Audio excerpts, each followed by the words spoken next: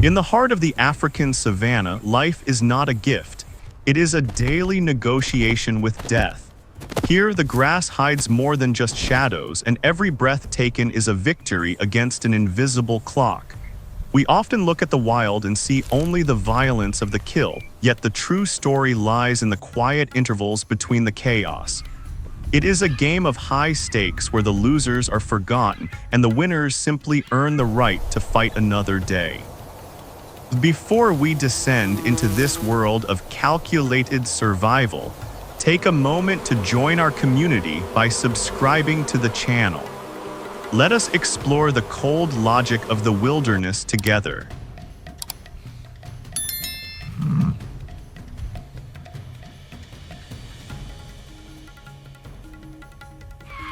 The savanna is frequently defined by its apex predators, those icons of power that dominate our screens and our fears. We see the lion's mane and the crocodile's snap, believing that raw force is the only currency of value. However, the true master of the plains is often the one we overlook, the one who does not seek the spotlight. Survival in this unforgiving heat is rarely about who is the strongest or the fastest. It is about who understands the rhythm of the land and who knows when to bend so they do not break. In this theater of the primal, the most profound lessons come from the most unexpected protagonists.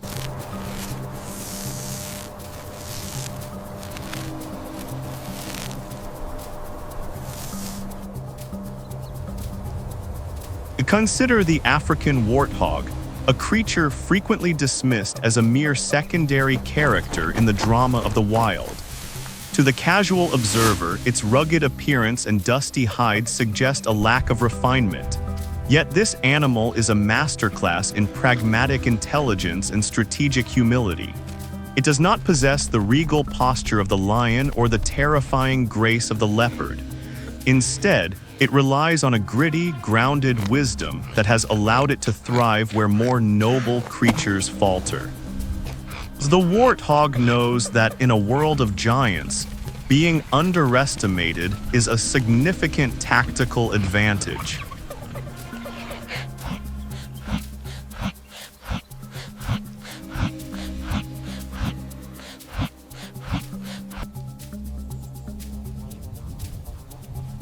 One of the most striking behaviors of the warthog is its willingness to kneel while feeding. To some, this might look like a sign of weakness or a strange physical quirk. In reality, it is a brilliant adaptation designed to maximize efficiency and conserve precious energy. By lowering its center of gravity, it can reach the most nutritious roots and tubers with minimal effort. This posture is a physical manifestation of a deeper philosophy. That true strength often requires the absence of ego. It is a reminder that survival is not about looking powerful, but about functioning perfectly within one's environment.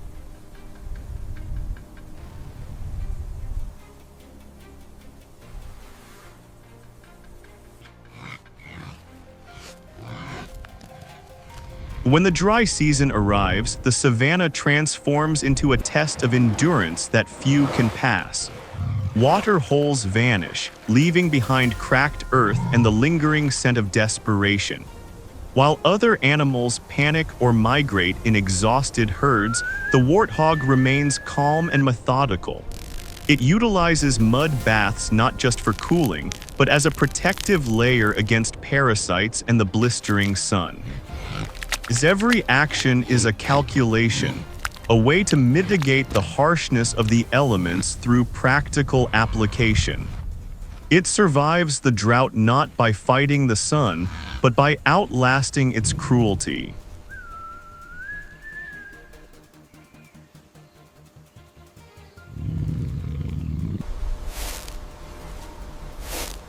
In the presence of a predator, the warthog does not succumb to the blindness of terror. When a leopard or a lion approaches, the warthog's reaction is one of measured assessment rather than frantic flight. It knows its limits, calculating the distance to its burrow with the precision of a mathematician.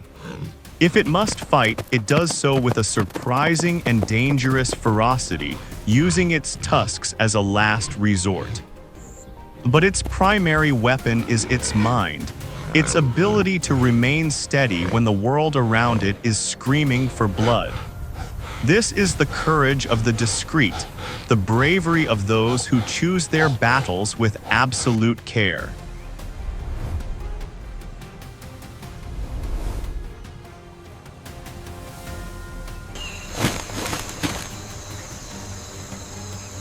Beyond the scrubland where the warthog digs, the landscape shifts into a realm of shifting shadows and blinding light. This is the territory of the great cats where two distinct philosophies of the hunt coexist in a delicate tension. The leopard and the cheetah represent the two polarities of predatory success. One is a creature of the dark, the master of the unseen and the patient. The other is a creature of the open plains, a specialized machine designed for the ultimate expression of physical speed. And to understand them is to understand the two ways a soul can navigate the challenges of existence.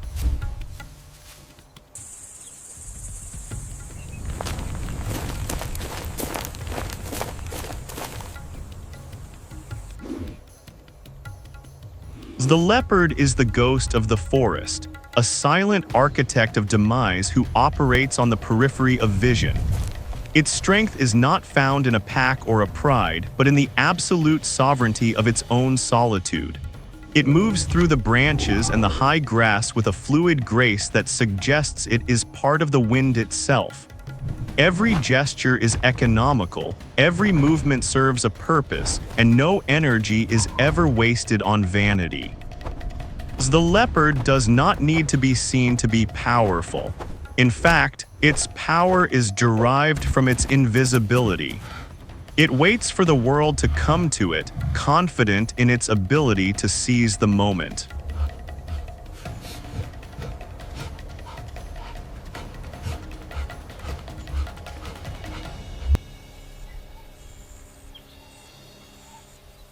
Contrast this with the cheetah, the high-performance athlete of the feline world. If the leopard is a dagger hidden in a velvet cloak, the cheetah is a spear thrown in broad daylight. Its body is stripped of everything that does not contribute to the pursuit of velocity. Long limbs, a flexible spine, and non-retractable claws turn it into a living projectile. On the sun-drenched plains, the cheetah bets everything on a few seconds of concentrated effort. It does not have the luxury of patience.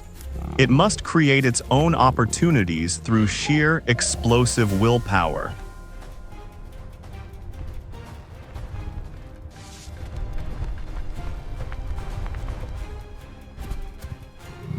The leopard's strategy is built on the foundation of the guaranteed outcome. It spends hours, sometimes days, observing its prey, learning its patterns and weaknesses. It will crawl on its belly for hundreds of yards, feeling the earth beneath its paws, ensuring that not a single dry leaf crackles. When it strikes, the struggle is usually over before it has truly begun. By the time the savanna realizes the leopard is there, the leopard has already secured its prize.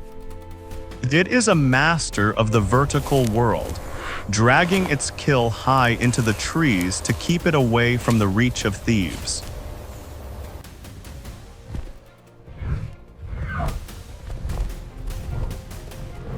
The cheetah, however, lives in a state of constant, high-stakes gambling.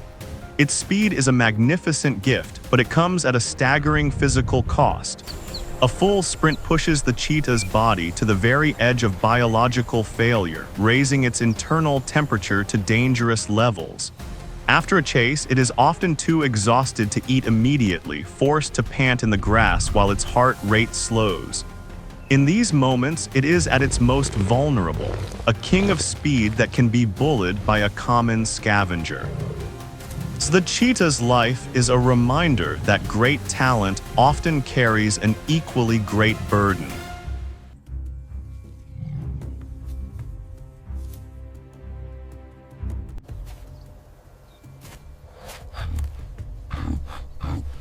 These two paths, the shadow and the light, are not in competition for superiority.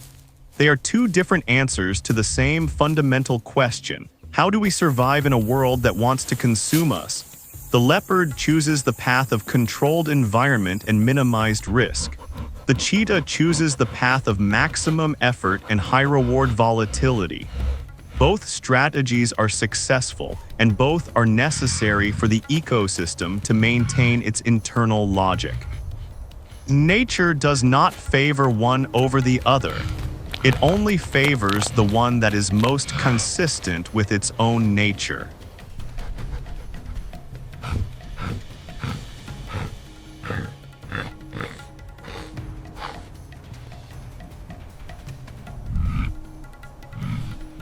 This brings us to the most grueling aspect of life on the plains, the burden of the next generation.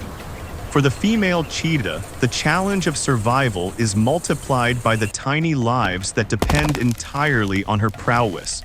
She is a mother operating under a permanent state of siege, raising her cubs in the open where every horizon holds a threat. Every hunt she undertakes is a double-edged sword. To feed her children, she must leave them alone, hidden in the grass where lions and hyenas are always searching. The price of their dinner is the temporary abandonment of their safety.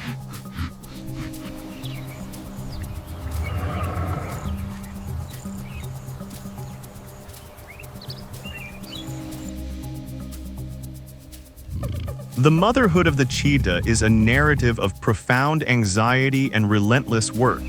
She must be a hunter, a guardian, and a teacher all at once, and she must do it without the support of a social group. When she catches a gazelle, she must eat quickly and encourage her cubs to do the same before the smell of blood draws unwanted guests. The savanna is a place where the weak are harvested, and she knows that the clock is ticking against her offspring. She must teach them to run before they are even strong enough to truly walk. For in this land, stillness is an invitation to death.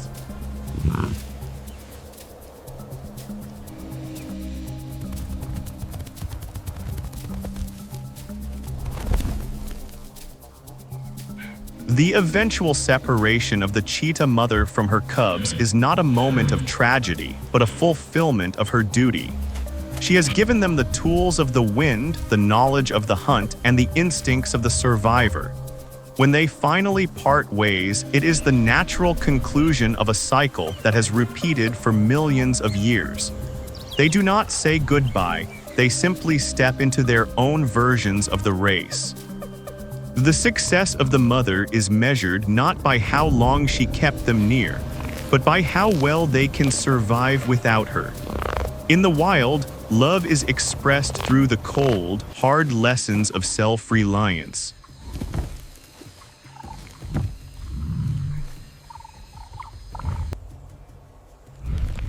Returning to the leopard, we see a different approach to the legacy of life. In the thickets and the sheltered rocky outcrops, the leopard mother raises her cubs with a focus on the unseen. She teaches them the language of the shadows, the art of the ambush, and the vital importance of the climb. Her nursery is the canopy of the trees and the hidden crevices of the earth, far removed from the chaotic eyes of the plains.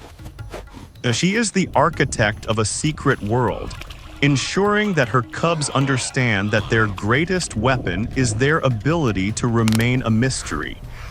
Even in the season of heavy rains, she is a model of calm, guiding her young through the changing landscape with a steady, silent hand.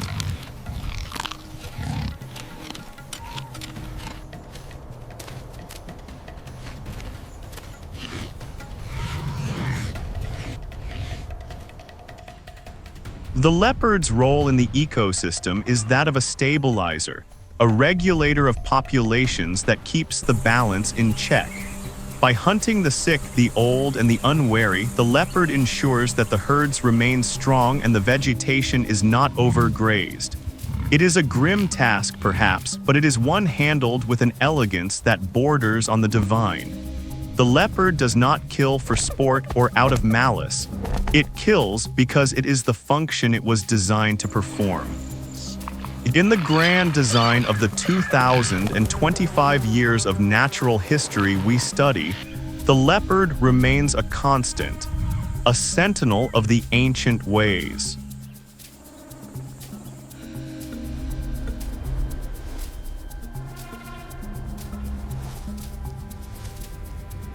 As we look across the vast expanse of the African wilderness, we begin to see the threads that connect these disparate lives. The warthog's resilience, the cheetah's speed, and the leopard's discretion are all different verses in the same song. They are all adaptations to a reality that does not care about individual desires. The savanna is a cold teacher, but its lessons are absolute and undeniable. It teaches that adaptation is not a one-time event, but a continuous process of refinement. Now, to stop changing is to stop living, and to stop learning is to surrender to the dust.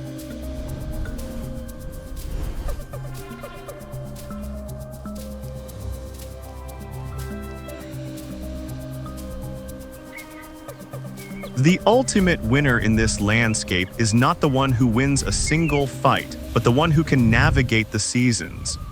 The one who can survive the 2025 sunsets of a decade is the one who truly understands the law of the land. It is not about the peak of the sprint or the glory of the kill. It is about the quiet endurance of the long haul. The African wilderness favors the strategist over the brawler, the patient over the impulsive, and the humble over the proud. It is a place where the ego is stripped away, leaving only the raw, beautiful machinery of life.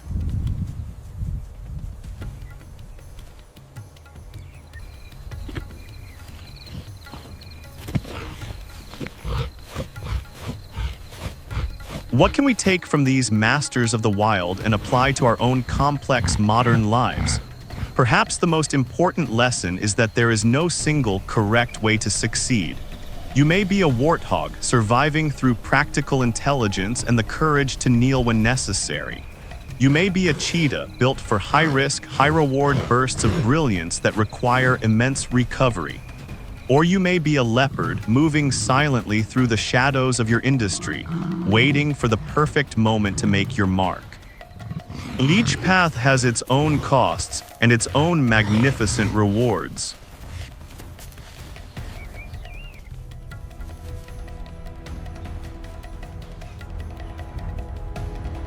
We must also remember the lesson of the cheetah mother. That growth requires us to face our vulnerabilities head-on. We cannot protect what we love by keeping it stagnant. We protect it by preparing it for the race. True security is not the absence of danger, but the presence of the skills required to navigate it. Whether we are raising a family or building a career, we must teach the next generation to run, to hunt, and eventually to stand on their own. The cycle of life is not a circle of loss, but a spiral of continuity and strength.